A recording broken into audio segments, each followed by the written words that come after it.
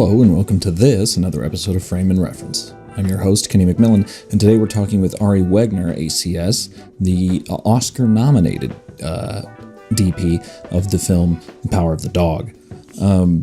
I say this every podcast, but this was one of my favorite conversations. Every week just gets better for me, and hopefully for you as well.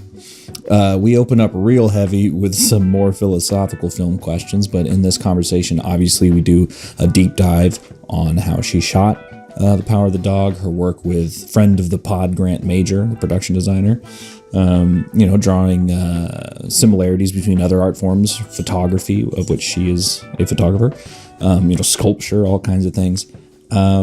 And really just, I really just enjoyed talking with her. It was a very sort of calming experience almost, and very edifying, and just really great. So I think you're going to love it. I'm going to let you get to it. Here's my conversation with Ari Wegner.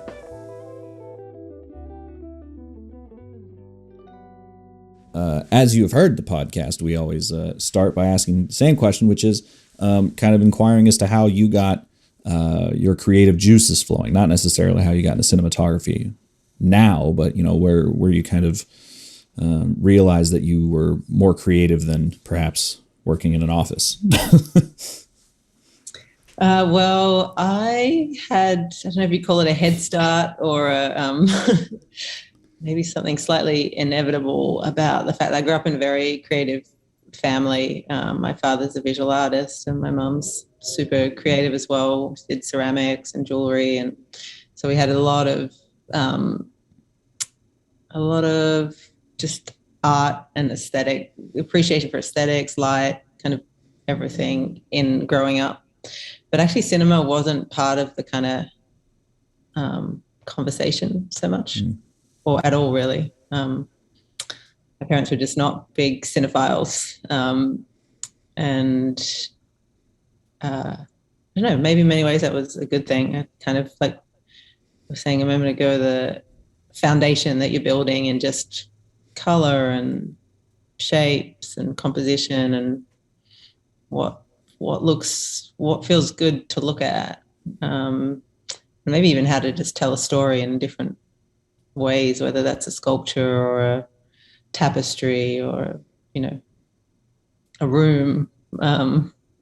So that's kind of that was the very, very origin. And then in high school, actually kind of media class, I started to discover that cinema was, I guess, discover cinema, right? More than just kind of movies or entertainment. It was an art that you could say things and make a statement or raise a question, but it wasn't just one thing to look at. It was a maybe 2-hour experience that you take someone on.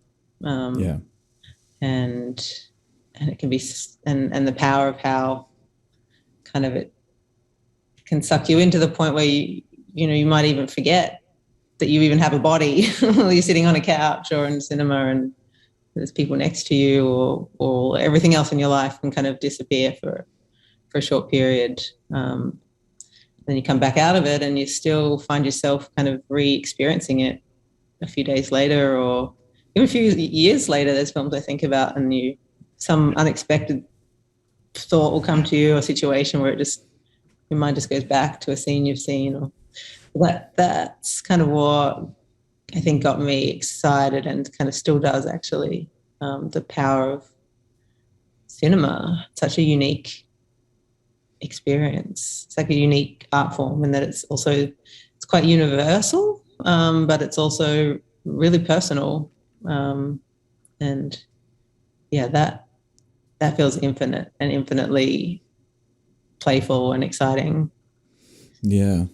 Do you find that it's hard, or maybe it wasn't hard for you because you seem to be naturally drawn to it, but I do find that when you speak of cinema, you're talking about sort of what maybe could colloquially be called like artistic broccoli. Mm-hmm. The movies that I find are most gratifying are ones that do challenge you to think, or maybe not even think, but go on, be emotionally vulnerable and let the story kind of put you on that roller coaster, even if it doesn't have any loops in it, you know? Yeah. Yeah.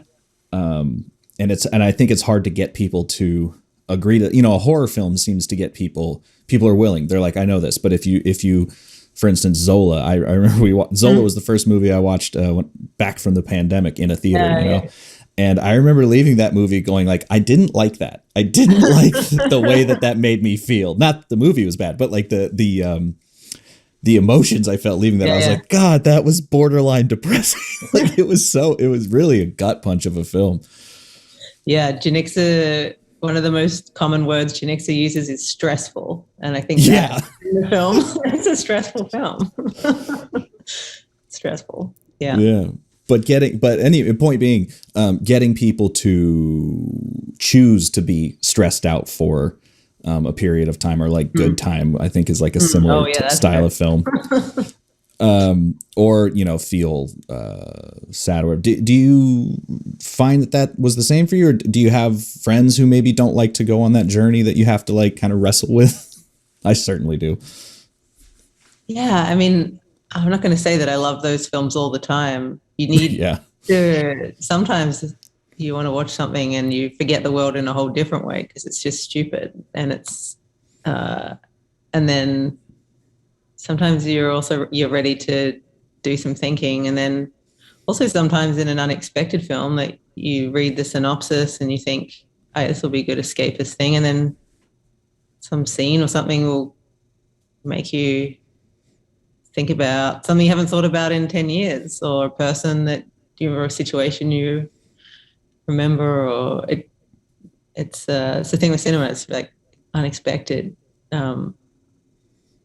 Unexpected. You don't know what you would often come to a film with an expectation of some kind. Right. It's quite rare that you'd sit down to watch something and say, I have literally no idea anything about this. I've just clicked, or I've just like, someone's dragged me to something. Probably fairly rare. Most of the time you come in with an idea of what you expect it's going to be, or maybe you think whether you're going to like it, or you're skeptical, or you're like really amped about it. And that also plays into how much you enjoy it. It's complex. Yeah. I mean, so we're kind of dancing around the question then, but where do you feel, I think everyone who's involved in the art probably has a similar answer, but what do you think the role of cinema is in today's world, especially? You know, things have changed so much over the past even 20 years. Yeah. That's a great question. I think there's still like the power of a story in whatever way we tell it, whether it's cinema or verbally or in a novel. Like that's been with humans since, as long as we could manage to string a sentence together, maybe even before. Yeah. But like the power of one person to share an experience with another person is so,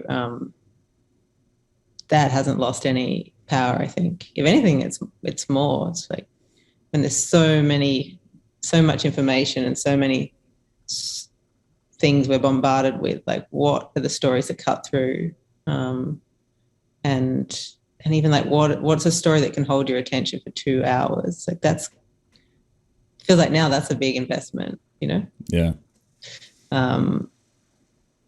So what's the role that cinema has now?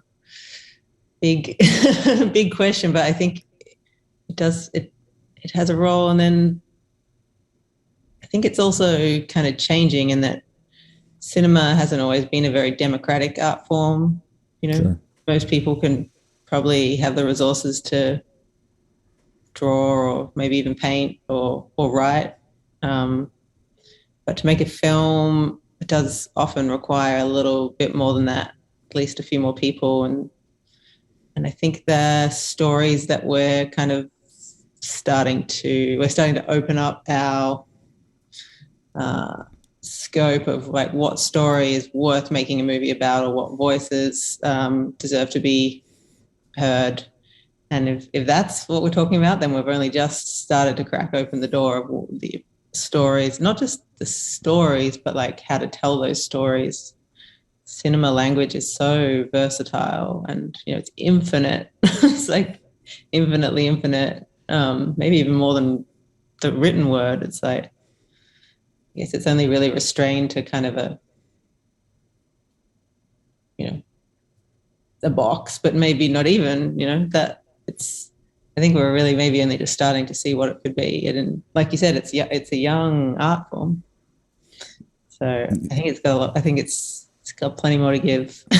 Yeah, no, I fully agree. It's kind of interesting because in many ways it feels like, on one hand, it can feel like we've hit a plateau, where everyone, the audience and the creators are all so maybe not educated, because in many cases the audience might not be educated on what's actually happening, but film or television or this visual storytelling is so ingrained in most people's lives in some format that it maybe that's going to be too many thoughts at once. I'm a little scatterbrained. I don't know if you heard any of the other podcasts, but sometimes the thoughts jump around. But I fully agree. Like, now that you can do anything, the technology allows anyone to almost do anything.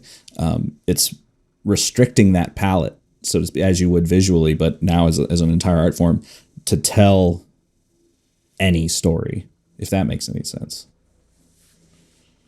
Maybe. It's like you've got to, I think if someone has a story they really want to tell, that also like rises to the surface somehow. Like a good story is just a good story. Like it just is. And then, how do you, if you've got a great story to tell, how do you tell it to kind of do it justice? That's the real, how do you translate your story into cinema? Big questions. We're going big. I know we opened up real hard. Well, going back a little bit, you were saying that your parents were creative and like sculptors and stuff. What did those sort of outside of film art forms kind of teach you about cinematography or filmmaking in general? Because I love learning with analogies, so this is great to hear. I think it's very like osmosis kind of thing. Like if you're around a lot of, like paintings, within a painting, there's composition, there's lighting, there's a choice of color palette. There's how accurate or impressionistic you want it to be. There's complete abstraction. And there's what are the elements that you look at a picture and you really break it down. Like, what are the elements that give you the information that do tell a story about what's the atmosphere, what's the tone, or what are the thoughts what are the ideas that we project onto someone we see in an image, and what's the visual tension? Is it kind of, is there symmetry or something off about it? Where is it pushing to the extremes? And then where does it fit within the kind of ecosystem of history? And I think it's quite kind of, I would say mostly osmosis of what's pleasing to the eye, or kind of what, and then how do you visually, what does tell a story, and what's a picture, what's a piece of an artwork that like holds your attention, and why. I think that was highly kind of influential, though it's also kind of intangible to like totally break apart. But other than just saying it, it's like a real appreciation for aesthetics and kind of all kinds of aesthetics. Maybe even also like not just appreciating, but like critiquing, kind of, and also that just like no one artwork is kind of good or bad, or no one critique or interpretation is kind of true or correct or better. It's it's your personal engagement with it. So yeah, even at a very young age, my folks would ask me like what I thought of it or why, or yeah, and without kind of correcting or anything, just that's a 6-year-old's interpretation of this, Yeah. master kind of, one of the like European masters, and that's just as valid as an interpretation as someone who's a academic in that. It's just completely personal. I'd say that's I've never thought about it in that particular way, but I think there's an element of that. Yeah. For me, it was always music. And I think music tends to more readily be compared to film because there's like, maybe not acts, but, your chorus verse and all that, and the, peaks and valleys and stuff. But like seeing even a sculpture and seeing where, or a painting, where it sits within the confines of the art form and where it pushes it, I think can also inform certainly my photography. I've been buying a crap ton of photo books recently, and seeing where they are. One thing that's done for me actually is it's given me a sense of peace, because even looking at like Stephen Shore or Fred Herzog or any of these guys, Annie Leibovitz even, you can get kind of caught up in like, oh my God, it was perfect. And then you'll be flipping through these books, because you only get like a selection usually. And then you'll be flipping through these books and you're like, oh, that's kind of like a quote unquote normal photo, that seems accessible. Yeah, for sure. But then there's also like some kind of consistency, something like both tangible and intangible. You'd be like, what makes a Stephen Shore photo?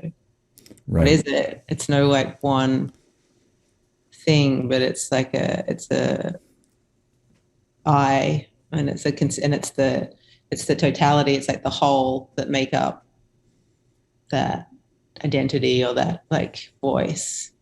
That's really fascinating as well. Yeah, like I heard elements. Yeah, the like the whole kind of informs the individual pieces, For sure. versus the other way. I did hear that you were, or probably still are, a photographer, but you started early, yeah?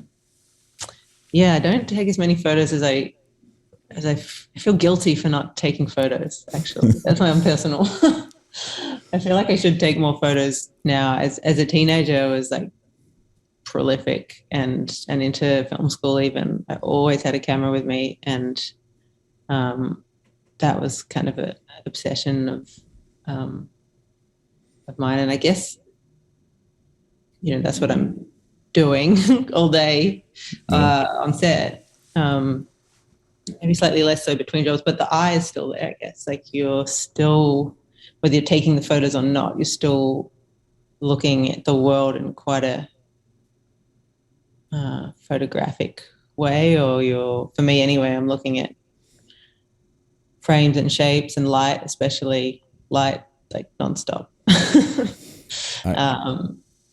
So yeah, looking at the world in that way, I don't think that goes away. It's kind of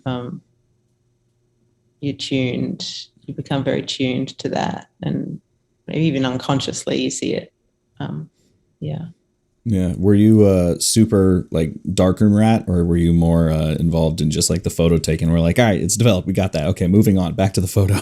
No. I was in the darkroom till the cleaners would come kick me out, Time to go home. We're locking up. Yeah, that was my high school years for sure. And there's also like a camaraderie of that as well that I think, what I think maybe I in some ways prefer about making cinema and being a cinematographer is it's a real collective experience. And I experienced some of that in high school in the kind of, and definitely in film school, with a bunch of people, we're all kind of doing something together. But yeah, in high school, it was like, a bunch of us in the dark room kind of working on our own thing. But then filmmaking is like another level of that. You're all working on a collective thing together.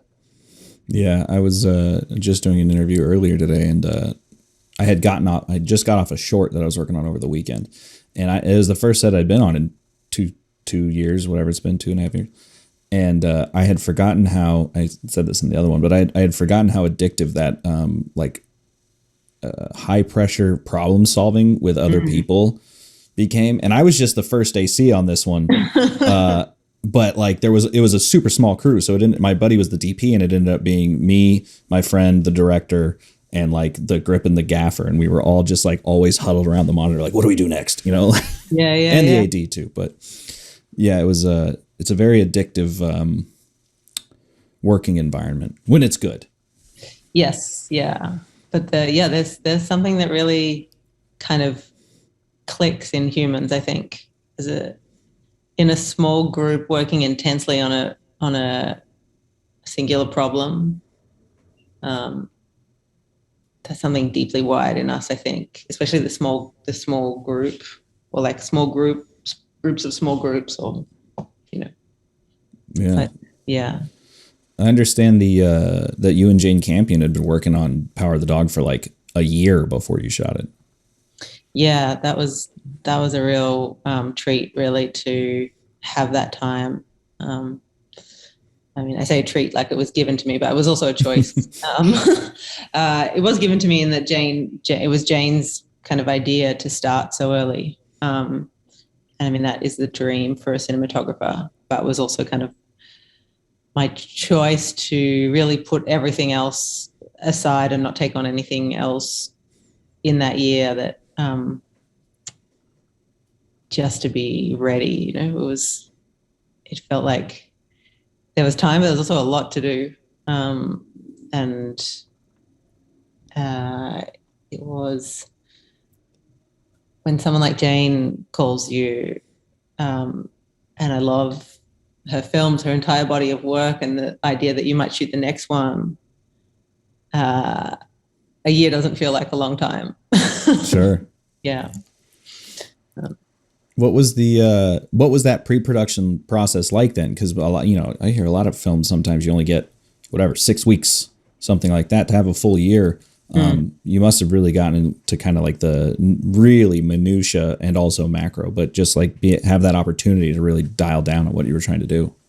100%. Yeah, we were deep in every detail, and then the huge big decisions. And I guess it started off with location scouting, because it was important to us to be scouting in the time of year we would be shooting.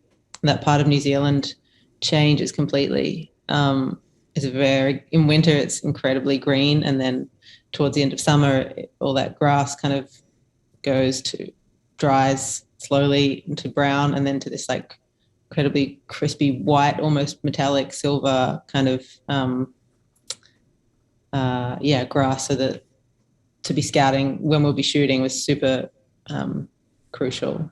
Sure. That was the first thing we did, and kind of settling.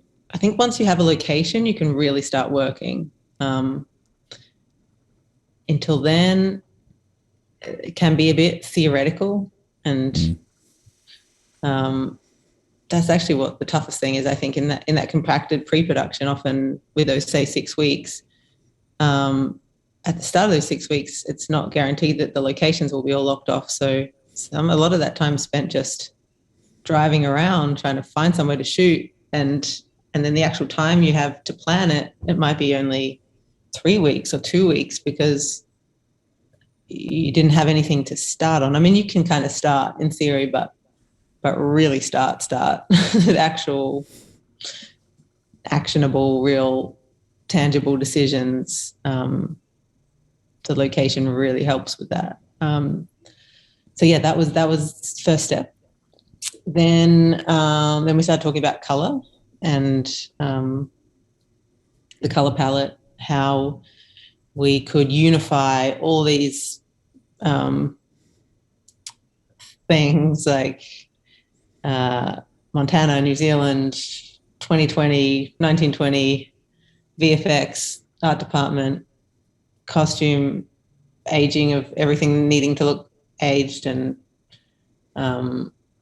this kind of visual minimalism that we were both really excited by, Jane and I, or a kind of elegance with by kind of removing.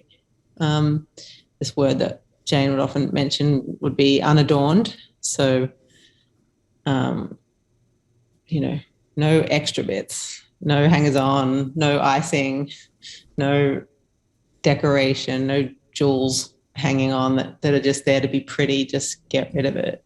And that no went down. anamorphic flares. Yeah, no anamorphic flares, no out of focus foreground, like nothing that's just there to be pretty. And not to say that beauty isn't important, definitely was, but not for prettiness sake. That wasn't exciting to us. Sterile beauty, maybe. Beauty in a vacuum.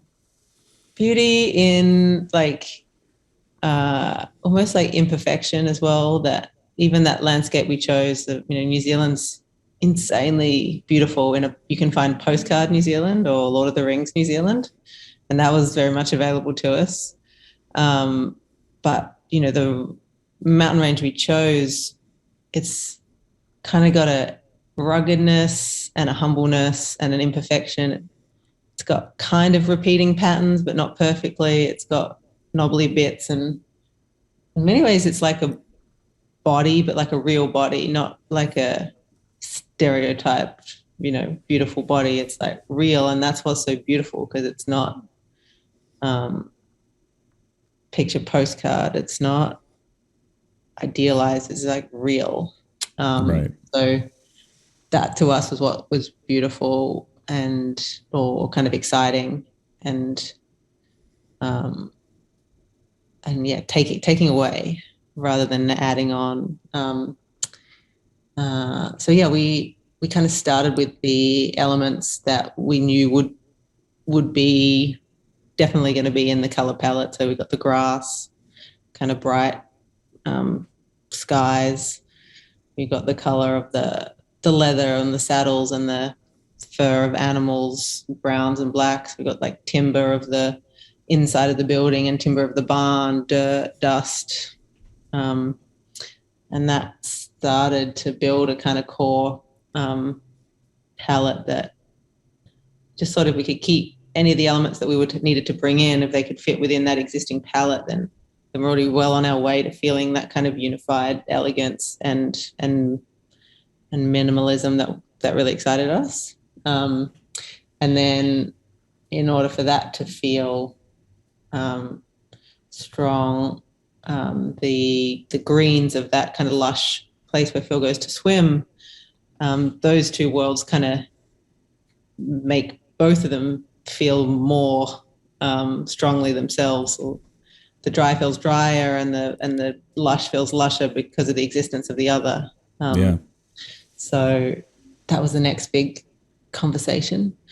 And I mean, we talked kind of throughout the whole year ad nauseum about the script and the scenes and what each scene needed to kind of do. And also those big questions like, how do you tell a story that the information is present, but doesn't, say, a certain piece of information that will later become be a kind of plot point. How do you have it present and not hidden, but not so clear that it kind of sends a big flag that this is going to be important.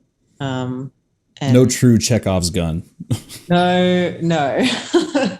And no, but also not so hidden that no one can join the dots or you feel tricked. Yeah.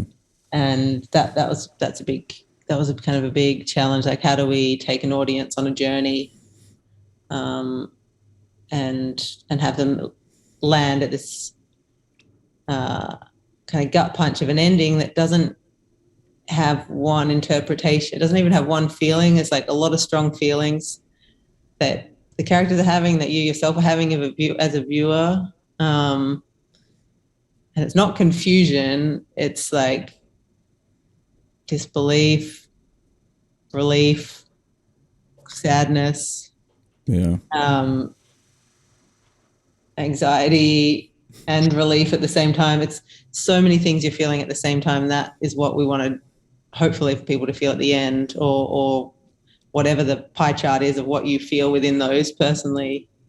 and then to kind of make a film that we think about afterwards, a retrospective experience, so that maybe straight after or in the next hours, the next days, maybe even weeks later, you're kind of thinking back on something, reliving it, you're watching it in real time, and then kind reliving it in your mind, and then maybe even have a desire to go back and watch again, and have a different, and that second viewing could be a different experience altogether.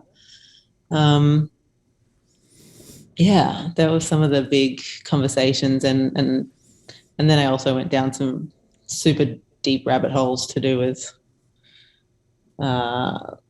just the world of Montana in the 1920s. Like, sure, it's a really fun world to be in, and I just wanted to know, just like tease out what are the elements, and also kind of trying to get beyond the surface into the real, and find real photographs from the time of people living their lives, so we can kind of, what are the elements that feel real, where are the things that are surprising within those real photos, so we're not just creating a kind of cliche or like something we know from history class, or a scene that we feel like we've seen in another movie, that each scene has an authenticity to the place and what's in it and the photography. And if that could feel authentic, then we would have a better chance of also feeling kind of with the characters. I think if we don't believe the world, then it's really hard to connect with the people in them. Yeah. Anything that makes you feel suspicious, you're already like a bit, you're looking, when you watch a film and something stands out as being like, oh, not real, or there's VFX that feel VFX-y, you're already like looking for more. You almost want to, you're like, trust is kind of like broken a bit and shaken, and then you're always almost looking for like reinforcements of like whatever it is that twigged you, because the human eye is so attuned to things that aren't real. We're just really good at spotting things that aren't real. And I've described it as when the head and the heart don't agree, you lose trust, and now you don't want to be on that aforementioned journey we were talking about. Yeah. And so I guess on that note as well, VFX was a huge thing we discussed a lot as well, because there's a lot of VFX that are quite invisible. Not quite, 100% invisible. That was our big hope. Well, hope's even too airy. Like that was our conviction, that for this film to work, the VFX had to be invisible, because again, the last thing you want when someone's gone into that, portal to enter a world, is to be thinking like, oh, there's a VFX shot. Yeah. Especially what were some of those replacements or like effects you were doing? Because again, I certainly didn't see it, and I don't think until like, who did the VFX? D negative? Alt. Oh, sorry. My bad. My bad if they're listening. But I remember seeing a breakdown and like of the like mountain range being replaced a little bit, probably to get the titular shadow going, and all that. And I was like, oh, duh, because in the theater, I actually got to see it over at Netflix before it came out, so I got to see it in the proper way, so to speak. And I remember going like, wow, they really found a mountain range where they kind of like figured that out. Yeah. That was a big important one. Obviously, that had to work. And the dog is described in the book and in the screenplay. It's not described. It's described as a dog, but not in any specific way. So we had to really go all the way back to like, what does it look like? How big is it? How is it a silhouette? Is it a rock formation? Is it the top of a range, or what's it doing? That was a huge kind of journey as well, and really collaborative as well, which is great that Jane, she really fosters that. So myself, Grant Major, and Jay Hawkins, who's our VFX supervisor, and myself really all started kind of brainstorming again over a series of kind of months, really, of what the possibilities could be. And because it had to be something that was visible, but not visible to everyone, and not visible, but also that that people can look really, characters in the film stare very closely at it and still can't see it. So it can't be. It can't be that bear head at Disneyland. For like, have you ever been to California Adventure? There's like this bear head. It's called like Grizzly Peak, and it looks exactly like a grizzly bear. Exactly, duh. Yeah, you don't want to make the people that can't see it are not idiots. It's more like a magic eye kind of thing. Totally. So we actually, Jay and I on one of the scouts, and again Jane's kind of forethought of having a VFX supervisor come on all of our early location scouts and be part of all those conversations, not knowing that VFX is something that really happens in prep as much as it does in pre-production and in post-production. Yeah. And it was on one of the early scouts that Jay and I were up on a kind of hilltop of a mountain that is on another mountain range that looks onto that mountain range. And it was very late in the day in winter, because it must have been another scout because it wasn't summer. It's been like later additional scout we did, and these very long shadows, and we saw in the shadows like the face of a witch.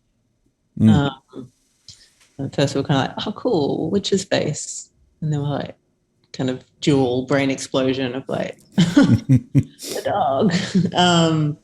So yeah, that obviously ended up being a VFX shot, or kind of a manipulation, and then ultimately kind of they ended up doing actually quite a lot of work with that shot because it's kind of a series of focus pulls and right, and the idea of the kind of that effect you get when shadows, kind of clouds moving rapidly across the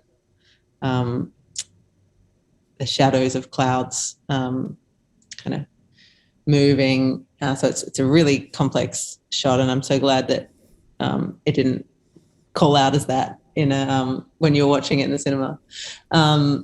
And then probably the top third of the house on the ranch house is oh, no kidding. Yeah, so that was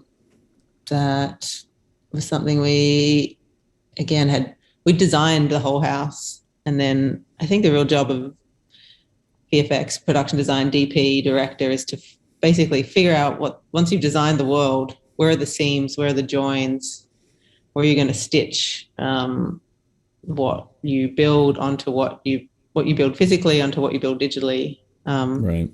And that top third of the house was something that we collectively decided was it was basically more cost effective. And we also inadvertently chose one of the windiest valleys in the whole country, which is already a very windy country. So the amount of like internal reinforcement necessary probably whole thing would have had to be concrete. So oh geez. So we did that VFX.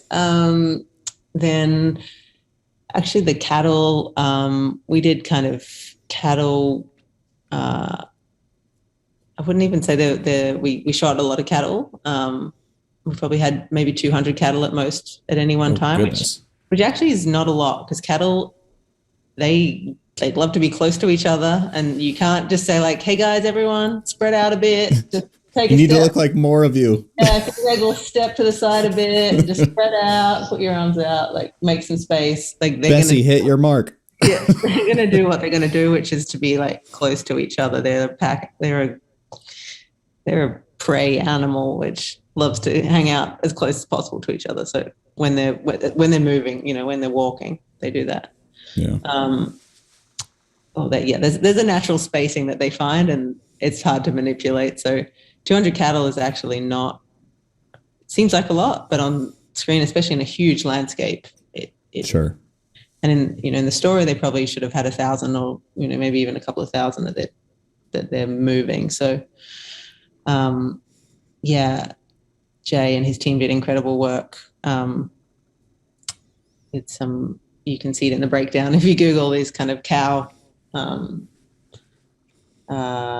replacements or additions. And again, incredible. I don't know where the seams are anymore. I just know that they're there. I can't see them anymore. Trust me, I had absolutely no idea, and I'm usually pretty, as you were saying, I'm pretty good. Well, I'm a giant nerd too, so I'm always like, ah! But not only can't you see it, but it kind of really helps, or I shouldn't say helps, but it goes in line with what you were saying earlier about how the film is very much kind of like presented and not like guiding you to a conclusion or anything like that. And it's what maybe you could call, I'm making this up right now, but like a lean-in film where it's not like one of these like, yeah, this is, you have to go like, what? Hold on. Yeah. Moves that'll only work for the video viewers.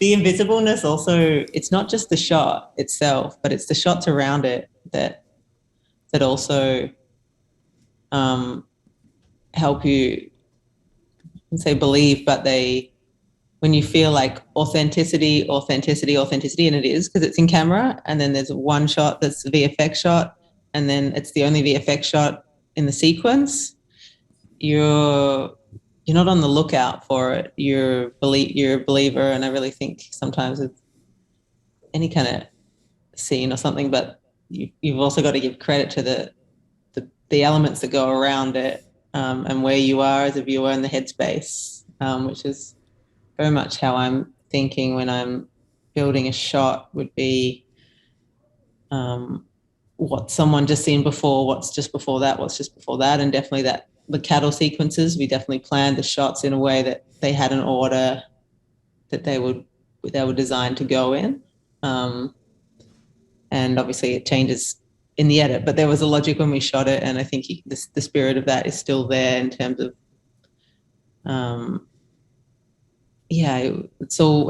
it's planned in a way that the VFX shots, part of that is kind of where the VFX shots fall within a sequence is also important, I think. Totally. Yeah, the whole town of Beach where you meet Peter and Rose is all VFX, apart from the building, the Red Mill that we built one building. I guess going back, we designed the whole town as if you would build it for real with, timber, and found a site for it and designed geography and etc. And then you kind of run the maths and the logistics of how many days are we going to be here, how many daylight hours, how many nighttime shots, like how many shots have we got, and is it worth spending probably multiple hundreds of thousands of dollars to build like 30 buildings, right? Or might it be better just to build one of them and build the rest in VFX? But because you've designed it already, you're planning the shots and you're framing on the day, and as you're planning, it's not something that you're kind of thinking, oh, later on we'll add buildings, but specifically what they look like, where they are, and how it all fits together. So I think that's a big key thing as well, that again, like the VFX happens in the planning, and the planning very much involves that production designer, because it's sets. Yeah. And myself and Jane and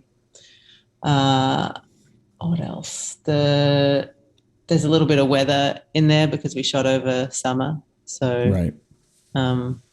Again, some kind of SFX snow, some VFX snow, and the planning is just again where the seams, where the edges are for the best result as well. For example, like the cows, you can't shoot like a completely digital cow is not going to look great right close to camera. So you're designing your shots with the real cows in the right spot of the frame, where we're going to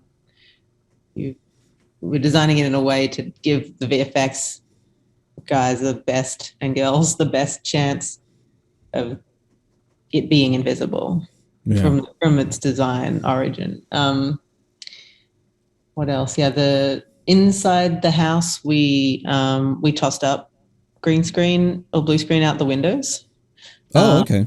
But we ultimately decided on printing backdrops, which Jay took photos on location, and then we printed them in a very low tech way. It's really just printed on like a billboard, you know. Oh yeah, Grant was saying you guys couldn't get the like Vistalite or whatever it's called. The Translite was definitely Translite. out of the budget. Yeah, that also takes it. It's a long and it's not a cheap process. And I read articles about DPs that use this magical Translite. I've yet to be on something where we've had the where it's made sense for us. But that was Grant's suggestion. He'd done it before, and it was again that collaboration is so key. Myself, Grant, Jay, Jane, and also the producers in many ways, because budget's part of it.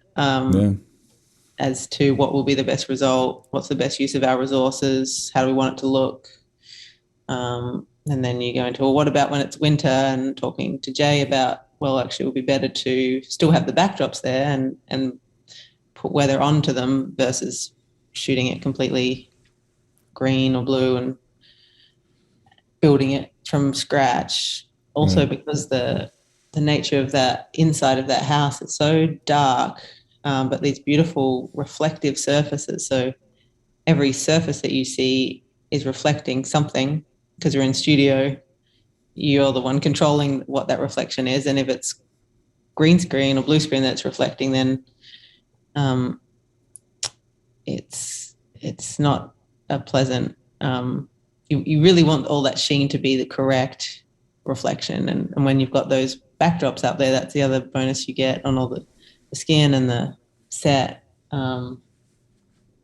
is not going to get that pollution. And obviously there's ways to undo it later, but you're much better off to have it captured in a kind of clean way. And also something very satisfying about shooting a frame and it's shot, it's not, there's not a gaping hole in it that you hope someone will finish off later. It's not like a ... It's like, yeah, we got it, it's done. And yeah, I really enjoyed that solution that Grant kind of pushed for, and then we all really fell in love with it. And then also, having someone like Jay that took these fantastic high-res panoramas and into like and working with the art department to figure out the scale. There's a lot of maths involved as well, and in kind of and a lot of prayers and to the physics gods that we got our maths right, because when there's a lot of invisible VFX and a lot of invisible conversations and decisions that went into everything, or in every element that you see, really. Yeah. Since you guys, you and Grant are the only two people I've interviewed who are here to talk about the same project, which I think is pretty cool. Cool. Talk to me a little bit more about how you worked with Grant, and also how that affected like lighting and sort of your compositions and all that, and what that back and forth was like for you. I mean, Grant's just such an incredible collaborator and a real gentleman, as you experienced. And obviously, it's undeniable that between Grant and Jane, I'm definitely the younger of the bunch, and they come with all this wisdom of all the things they've worked on, and it's just a accumulation of thousands and thousands of more shots than I've probably done. And so that was also incredible to kind of work with and still be like kind of cross-pollinating ideas with someone that comes with that decades of experience, and then but also have them value your ideas just as much as theirs. And Jane also kind of it's not that any of those ideas will be better, they're just kind of different, or they're based on different experiences. So that was a incredible kind of experience to see. It was really fascinating to hear in Grant's podcast his background in architecture, which I wasn't quite aware of, but I can see it in the house. It's that is the work of an architect, and also to design a house that it's not designed to be lived in, it's designed to be shot by a camera. Its only purpose for existing is to be shot. So that as well is an incredible skill to know, and to work with me about, what's our aspect ratio, what lenses are we going to be shooting on, what are the angles we're imagining, and so then how high do you make a door frame, the top of a door frame? How high do you make a ceiling that you want to have a high ceiling, but it still can't be too high that you'll never see it? What surface should the floorboards be and the walls be? What are the textures? How can we want something to feel dark, but needs to have a sheen in order to not just be kind of matte black theater, black hole. Just infinite conversations that we really went down to the details with, and designing the house interior especially was really fantastic and collaborative experience. And that we really started with that scene where I think Grant might have mentioned actually, where Rose and Phil are dueling with the banjo and piano. Yeah. That kind of eye line down, and that kind of formed like the central core of the house. That diagonal? Yeah, the stair, like an eye line from the bedroom kind of down. Mm-hmm. And then, working with Grant to talk about windows and window dressings and how much did we want to see outside the windows, what level of kind of feminine and masculine do we want with we went on all kinds of journeys to do with, do we have curtains? Do we have sheer curtains? Do we have blinds? Do we have, what are they? How much light do they block? What color is the light when it comes through the blinds? What does that say when you see it? What does a curtain say? What does a sheer lacy curtain say? And so, just incredibly collaborative process, but no leaf was kind of left unturned in terms of all the conversations. And also, that you can tell what a gentleman Grant is, and that trickles down through the whole department as well. So it's kind of having everyone on that team with just like an extreme kind of warmth and care about what they do and attention to detail. Jane in particular is incredibly attention to like detail oriented person. So everything is important to her, especially a great radar for what feels authentic or not. So, everything in the kitchen and every, piece of textile and wallpaper that Grant designed. That's a whole other podcast. Like just sure. The wallpapers they designed and and then also just a great person to hang out with. These people are essentially like your friendship group for the best part of a year, and you're sometimes driving and doing a 4 or 5 hour drive with these people. It really helps when they're just like great people to spend time with, whether you're going to be talking about the film or something else completely. Yeah. Do you the film, to maybe the untrained eye or someone who isn't thinking about it, the film looks incredibly naturalistic, just like kind of where there's a character out in the wilderness. That's how the sun is. That's how it goes. Going back to the idea of Zola, also incredibly naturalistic, but maybe far more practicals. How did your approach to the cinematography differ between maybe those two films? And also, bonus question, how did you make those studio interiors match that same level of naturalism? Because a lot of those interiors look just like, I didn't know they were on studio until I think Grant told me. That's a real compliment. I'm so glad. And I have trouble either day for night or just matching interiors. I'm still struggling with that a little bit. So I could use the help. I'll start with that one. So I was also super nervous actually coming into that, the idea of shooting on a stage so much of the film.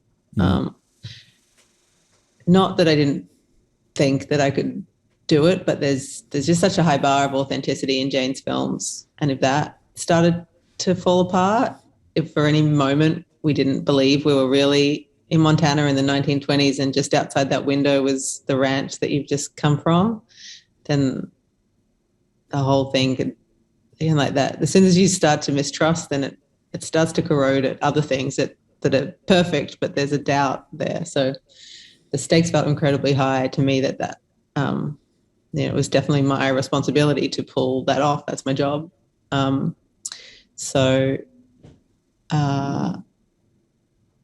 We'd shot the exteriors in the South Island. We'd shot them already. That was the first part of the shoot. And then, so I had already spent, even pre-production, a lot of time down in that part of the world. And also, the 6 weeks or so we were there on that one property, mostly just watching the light and the intensity of it. Like it's really bright down there and windy and dusty. And so then when we came to the studio work, I guess I was just very much inspired by that. And then also, because in studio you're controlling everything, you do have the opportunity to make it perfect. But when something's perfect, it's often not authentic. At that point, you're probably in a commercial or photoshopped kind of something that feels like we're saying your eye knows when something's wrong, and that can be that it's too perfect. There's too much feel, or we can say everything a bit too clearly, or the lights just feel like falling a bit too beautifully, and we're in an insurance commercial or something. Nothing against insurance commercials. I do love a good insurance commercial. They pay really well. I actually really enjoy commercials as well. It's a whole other world. So whenever I felt that instinct, I would usually just kind of mess it up somehow. So whether that's put a mirror in somewhere and bounce create like the light kind of hitting somewhere unexpected, or change maybe the diffusion I had on the lights and make the foreground one and the background one mismatch, or just kind of even take a light and pan it a bit one way or the other till it didn't feel so perfect. And then I don't know if you noticed this, there are some things I just love to do in general, which is like hit light off the floor. Is a big old fave of mine.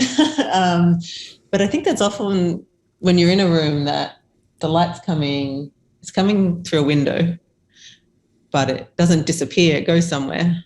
And if it's coming from, depending on how your windows are, but a lot of the light in the room is coming up off the floor because it's bouncing. That's what it does. So it is also a realistic kind of way of lighting. And then also some other little things I'm relentless on set. I'm just kind of, I always feel bad for the poor standby props people and grip and electrics department by the end of the day, because just when they think the shot's done and they're ready to maybe go get a coffee or something, or just step off set and take a breath, I'm never done. So stuff like making sure there's dust in the air and or atmos, haze in the air to just because it was so dusty down the South Island. I mean, a lot of time it was so dusty and bright. A lot of the crew were wearing ski goggles, sure, yeah, to get through the day. And so you don't, maybe you see it a couple of times, you don't see it, but you feel it, it's there. And then making sure that those backgrounds as well were quite hot and exposed in a way, you can see the windows behind you now, they're not not quite that bright. You still want to see the detail, but just because I really in my lighting try and kind of evoke a particular I guess like atmosphere, and that's maybe like a time of day and even like a temperature that it is. You know, you want to feel like these specific kind of temperatures that they are like an emotional memory to us, because it's like, one that comes to mind is like when I was little in Australia, and it was in summer, when you either towards the end of the year or the start of the year, because our Christmas is summer, Right. going to school, and it was like warm enough in the morning leaving for school, you already have a t-shirt on, and the weather and the wind's like quite warm, and later in the day it's going to get blazing hot, but right now it's like kind of pleasant, but it won't be for long. Like that, those kind of memories, or like the winter morning when it's still and it's really sunny, but it's really cold unless you stand in the sun. It's like cold in the shade, warm in the sun. Those kind of things, and like how to replicate that on a stage, and that's kind of like the color of light, the angle, the texture of it, and then the kind of how deep are the shadows and all that kind of fun stuff that you see in your day-to-day life and tap into, and then try and replicate. And I'm definitely notorious for I have a little like Fujifilm X100, and I'm notorious, even myself, but I'm notorious for like anytime I see a good bit of light, I'm always like, stop, I gotta. Yeah, I do that photo, and then I try and take a photo of like what's making it. Like I've got so many videos on my phone that are like a beautiful shot of some beautiful light, and then it's like panned around and the camera's like readjusting, and it's like the sun hitting a building, hitting a thing. Yeah. And it's like kind of a capturing of what's making it, because that fascinates me as well. I can do that all day, try and figure out where a particular bit of light's coming from. Great photos of dumpsters and alleyways. People are like, why are these on your phone? You're like, no, it's great light, I swear. Don't delete that. That's important. Yeah. I've forgotten the first part of your question. Something about. It was actually how you approach naturalism in a film like Zola versus this one. Because they're both not reductively, but let's say huge air quotes unlit.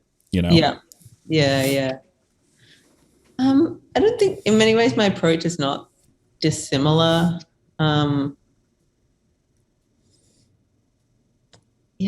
It's, if anything, it's like everything else in the films that's different. The lighting's not a world away. Zola's more of like a candy store kind of color palette. Yeah. The kind of dust bowl color palette of Power of the Dog. And obviously, the camera movement and definitely the action is completely different. But lighting wise, in many ways, not a world apart.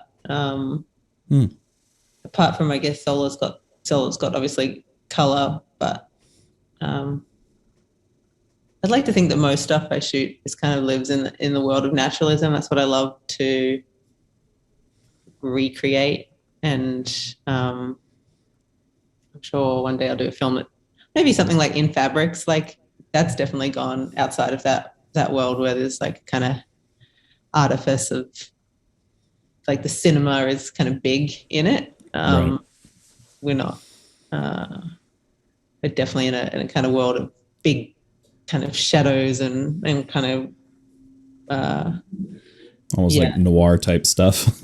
yeah, giallo, kind of like bold lighting, deliberately kind of the lighting like deliberately accentuating something, whereas these two films were, I think naturalism was really important for them both, because like you said, in both those films it's really important that you believe that the characters are really in this place, right, and that's very much, I feel like, my responsibility, that the actors are giving it their full naturalism, then the photography's got to match that. Yeah. For Power of the Dog, were you then, to match kind of that sunlight you were thinking of, Are you primarily using like hard tungsten sources, or were you leaning on LEDs a bit? Because it seems to be a divisive topic for this group. I didn't have any alliance. I didn't have allegiances either way. We probably did quite a bit of HMI for the hard light on the stage, and then we mostly lit the backdrops with either X lights or if it was a dusk or a night scene, we used sky panels. So kind of like both. And then inside there was plenty of. We used mostly tungsten for the fire and lamp effects, but also tubes at times. We love the tubes. Love the tubes. Everyone loves the tubes. When in doubt, tube it. Tubes are great. Eye light is really important to me. I really feel like dark photography is so satisfying for me because you can really direct with a small amount of light. You can really direct where you want someone's eye to go, and again, not unlike those hills with the shadows kind of across them, this like craggy kind of landscape that is our faces. Darkness does like great things, but if there's as long as there's light in the eyes, and I would often use a tube if all else had failed and I couldn't get it with one of the key lights or the fill lights, that tube to the rescue. It's when an actor's giving like a beautiful performance, there's so much in the eyes, especially in a film like this where often the characters are not, more often than not, they're not saying what they're feeling. They're actively kind of masking it. But if you see in someone's eyes that it's just like kind of wetter than it would normally be, or there's like this emotion in the eyes, and if you've got the eye light, you can see that. And without the eye light, the frame's a bit lost. You're not sure even where to look. And you're also missing some of that beautiful performances. All kinds of fixtures really. And I do use mirrors a lot, or kind of different types of reflectors. And actually Grant, I don't know if you mentioned, but they made this beautiful had this beautiful glass made for all the windows. It's actually one of the only things that got put into the building in the South Island, and they brought it all back to the studio, to the windows and the window frames to put into the set. And it was this, like that old glass. It's like, it's a different way of making it. Yeah, it's a different way of making it than we make it now. It's I've forgotten. He told me all the beautiful details of how it was made, but they did a bunch of tests before to what extent did we want the glass to have visible distortion. And some of the rejects that were too strong, I actually used to create some of the lighting effects, and use them for some of the nighttime work with the moon kind of coming in, and either using them to bounce off, so just hitting into the straight into the, using it like a mirror almost, the glass. Sure. Or put a mirror behind it, or put black behind it, and just try different effects like that. So bouncing off those windows, or bouncing through them. But I love what you can do with mirrors, and I use those, the CRLS as well quite a bit. Yeah, I use them a lot. I love them. I've been really interested in checking those out. I tried to get they have like an office out here, and I tried to talk to them, and we just talked about BB&S lighting, because I guess it's like the same company or something like that, or same guy sells them both or something. Yeah, they're kind of like sister companies a bit, but they work particularly well when they work kind of with any light, but a really directional light you can use it in quite a specific way. But I use them as well to have the source be further away, to get a nicer drop off. So if you're in studio, and the sun should really be a very long way away, right? And you're in a confined space, so you can't take your light as far away as you would like to, but you can make the beam longer, and so the drop off is more gentle, less severe when it gets to your characters. And so that I use that as well quite a bit. And or just for fun, like I was saying, if something's feeling too perfect, some kind of piece of glass or mirror to either break up bounce it and send it off somewhere else in the room, or just even put a piece of warpy glass like in front of it. And again, the more I could do a whole other podcast on on light, soft light and hard light, and how kind of that works with the mirrors and glass and all that stuff. But you shouldn't have said that, because that's something I'm terribly fascinated in. Into it. It's the best. Yeah. That's kind of the most fun that I have on set and again it ends up looking like this. It can end up either it works on the first go, or it starts getting tricksy where you end up with like a flag forest or like forest of kind of stands, but then the results like really worth it. And I'm super content with some of the night interior work, because actually that's some of the hardest stuff to do, to like create a moon, or what's the motivation, and it kind of isn't. It's just like what your eyes can see in the night, and then maybe you make a moony effect, and it's always quite tricky. It's a tricky one because it is an artifice, but the way my thought process was if it can have a texture, then at least it's coming from outside the room and it can feel integrated and also really beautiful, especially on Grant's amazing wallpapers. Yeah, we used a lot of, I didn't even know what category you'd call the warpy glass. messing up of the light. Yeah. Kind of on the other side of it, do you have any advice for anyone who's maybe not more stuck with, because that's reductive on who would be doing this, but any advice for anyone trying to shape natural light and make it not only more pleasing, but maybe more technically proficient for the camera and for not just backlighting people to craziness, but also to work quickly, because I assume people can get very grip heavy when they're trying to overly massage the sun. Yeah, I'd say the first thing to do is to understand it, like understand contrast and light. And for example, you can do just as much with fill light as you could do with a big diffusion. If you have someone with a shadow that you don't love on their face, you can either diffuse the light that's hitting them, or you can fill in the shadows. It's a slightly different way of the effect won't be exactly the same, but it could be that the filling in might look more natural as well, because what you're trying to do is soften the contrast. So that's, I guess, like an example of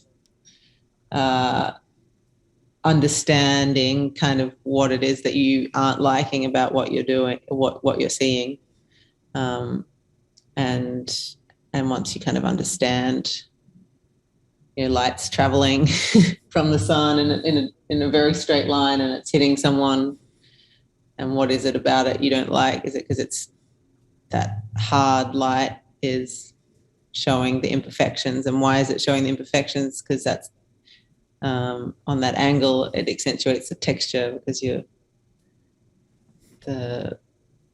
it's like micro shadows on the face or something. So you kind of, there's, I guess, a different solution for every problem based on what it is you're not liking. I'd say also like learning about the power of cheating angles, There's so much,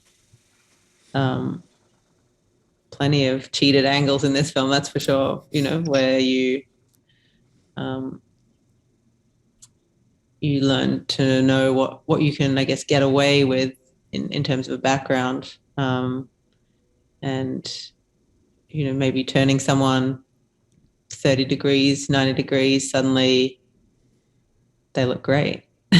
Yeah. Yeah, the sun is so huge. Really, I think the only way to fight it is with the sun. So whether that's bouncing and filling in the shadows, or like kind of with those reflected type of things, and also learning about um, how the size of a source affects the softness, and then as a result, the distance from the subject.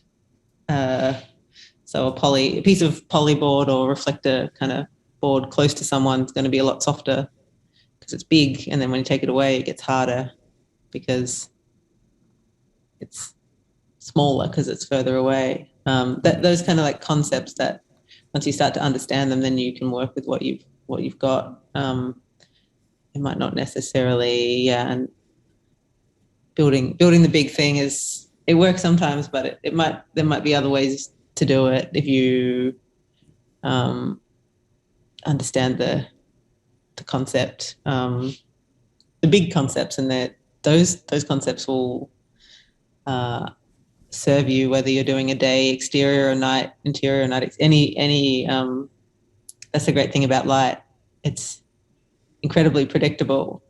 Yeah. It travels in a direction and it bounces off something. So,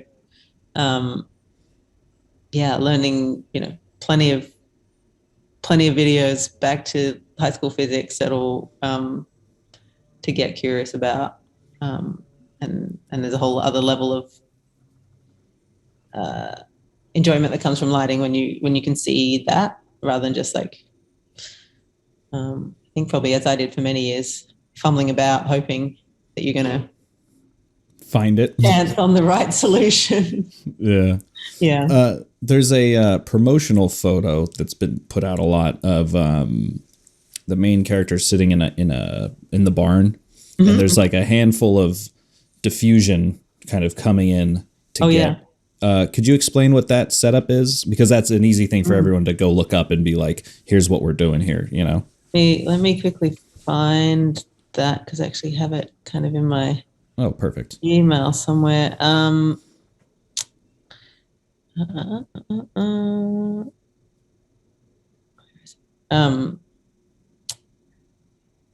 think probably what we were trying to do was like spread the light more inside. Okay, I'm just opening it now.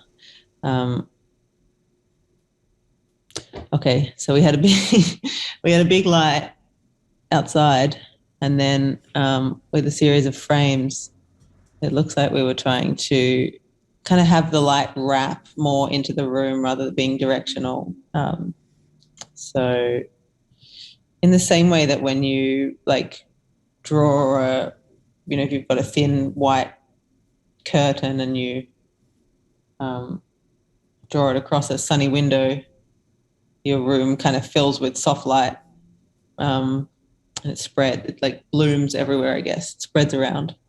And so with what's great about having a door that's shaped like that, or a big kind of hole in a wall, is that you can, by moving the diffusion closer or further away, you can kind of control how much it's coming in, and it can still be soft, but also directional because it's getting cut. Like the doors there functioning like big cutters, kind of literal barn doors. Your literal barn doors. And then looks like we've got a sky panel in there that might have been doing some eye light or a fill, or probably, like I was saying, it's softening the shadows, softening the contrast just a little bit, and wrapping around further. Sometimes I look at photos that I did on set, and I'm like, what was I doing there at the time? What actually it is that because some of the time I operate, some of the time I don't, and I've been operating a bit less on the last couple of jobs. But I still find that I find it hard to light from anywhere but the camera, because they're saying it's like lights traveling in a each bit of photon, or I might be getting my terms wrong, but like a little particle of light is traveling in a direction, and in many ways the only place that's relevant for is from the angle of the camera. Right. So I can really only light by standing at the camera or on the angle of the camera, and seeing that other angle where I wasn't. My mind's like, what the heck? That makes no sense. But if you were to stand on the angle of the camera, you can see what each thing is doing, I guess. Yeah. So were those frames kind of, were you like, did you have the initial light and you were moving those frames kind of looking maybe at the monitor and kind of going, all right, put that one in to get this here? Or was that a little more like structured as it went? I think I'm on the camera there. Yeah. Can't even, okay. We're doing an over shoulder shot of Peter onto Phil. Yeah, I usually set the key light and then start to soften it from there. Totally. And I do like to bring in additional softening sometimes closer, because it'll wrap, like maybe that frame that's above Peter there may well have been to give Phil an eye light. Which I do that sometimes as well, bring a frame in closer for the eye light, without still keeping it on the right angle to keep a good amount of shape. But you're trying to give the eye something to reflect. Basically, that's what an eye light kind of is. So totally. Yeah. What a mess. So I look at that and I'm like, what's going on there? But here's the thing, I'm sure that one of the reasons why they're using it as a promo still is because it looks like there's a lot of filmmaking happening. There's a lot of stuff going on here for sure. Yeah, it all makes sense at the time. I mean, that's such a fun job, really, to have all these tools and people to execute a vision, and middle of nowhere. Yeah. Well, I've kept you far longer than I should have. I really appreciate the extra time this has been a fantastic conversation. It's been really fun. If you would like to have the podcast about bounced hard and soft light, we can arrange that. We'll put aside a day for that one. Yeah, I'm here for it. I am here for it. But we like to end the podcast with the same two questions. I'm trying to figure out how to modify this first one because I've listened to other podcasts now and I realize we all have the same last two fucking questions. So I can't be doing that. But for now, what is maybe something you've read or maybe a piece of advice that you were given that stuck with you over this, or maybe recently kind of gave you an aha moment? That's a curly one. I mean, there's some I kind of give myself maybe, and I don't know if I've learned it from anyone or just me, but it's like just that relationships are so important, and that kind of is part of that's like communication, but relationships all round, whether that's your relationship with the director and the relationships with the people you're working with, and even the people that you leave at home. It's all part of your it really influences the work. It's not separate. And I guess communication is, a really key part of that. But for me, kind of valuing kind of maybe even the relationships over the work. If there's any time where I kind of feel, a director has one idea and I have another idea, and I think my idea is superior and they think their idea is superior. For me, there's no like battle worth having, because it's like the relationship is so much more important than this one decision. Right. So, it's really kind of huge, and it kind of is the good work also comes from that. It's not a compromise, I guess is what I'm saying. So that's a very a roundabout way of saying it, and I don't know if that's even advice I read or have just come to, but I'm sure there's plenty of people that have written on that. Oh yeah, I mean, I can't remember who said it. Might have been Dave Grohl or someone, but it basically, like, you don't have to be angry and sad to make metal. You know, like, happy people make angry music all the time. It doesn't need to. If anything, when you're more clear-headed and your emotion and your relationships around you are healthy, you're able to go into those places and find those emotions and articulate them in a more healthy way, but also a more accurate way, I suppose. Yeah, totally. That's great. I would 100% agree with that. I think as well the idea of this, like, tortured artist is there's probably a romance to it, but it's not really a great way to live. Like, you'll burn out. I wouldn't recommend it. You should probably work on whatever's torturing you. Maybe your art could be even better. Don't.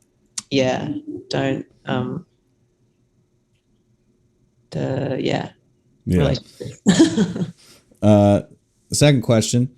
Power of the Dog is going to be in a double feature. What's the other film? Oof. Actually, I'm hoping to program it in a double feature in Melbourne later in the year.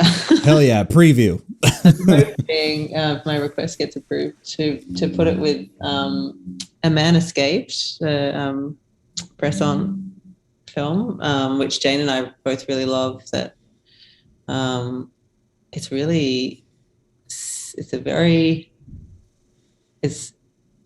it was kind of our bar for minimalism, and maybe it's even a little more minimal than our film, but just the power and the tension you can create when you're really mindful about the shots, sound, the elements, and the attention to detail, and, you know, power of a macro shot and the power of a face. And there's this, like, incredible tension in that film that, and you break down the elements, it's like so few. The way that sound and images obviously also work together. Hopefully that will be my double bill. That's a great question. I would love to see actually the film that, you know, probably the only film we watched really and kind of looked to as a bar to hit. I would love to see, you know, them back to back. Yeah, well, hopefully you get to. Yeah, absolutely. Well, yeah, thanks again for spending the extra time with me. That was fantastic. Wonderful. Lovely to meet you. And you too. Thanks for your podcast. I really enjoy it in general. Oh. I'm a big podcast listener. That's great to hear. Yeah, this first season seemed to be I was invisible, and now it seems more people have found it. So that's good to hear. Great. Awesome. Well, like I said, it was great talking to you, and hopefully we can have you back soon. Love to. Thanks so much. Frame and Reference is an Owlbot production. It's produced and edited by me, Kenny McMillan, and distributed by Pro Video Coalition.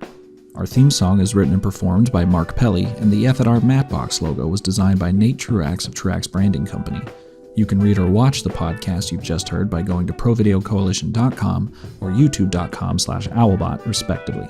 And as always, thanks for listening.